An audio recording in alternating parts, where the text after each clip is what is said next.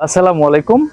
স্থাপত্য, পরিবেশ ও নির্মাণ বিষয়ক আলোচনা নিয়ে আজকের এই ভিডিও আমরা আপনাদেরকে শেয়ার করব।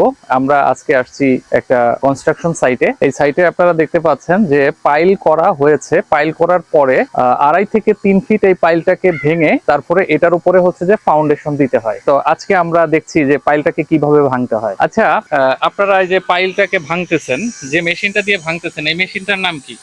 ডংসিং জি, ডংসিং ডন সিং। সিল। আমি তো জানি এটাকে হ্যামার ড্রিল বলা হয়। জি জি হাওয়ার ডিল। Hammer drill. তো হ্যামার ড্রিল দিয়ে আপনাদের এইটা ভাঙতে কতক্ষণ লাগতে পারে? ওই ঘন্টা দেড় ঘন্টা, ঘন্টা খানেক লাগবে।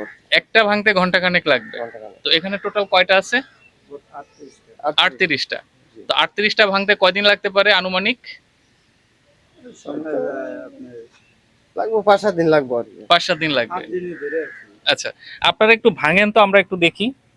মেশিন স্টার্ট করেন। জি, আমরা দেখছি যে মেশিন স্টার্ট করে পাইলটাকে ভাঙা হচ্ছে।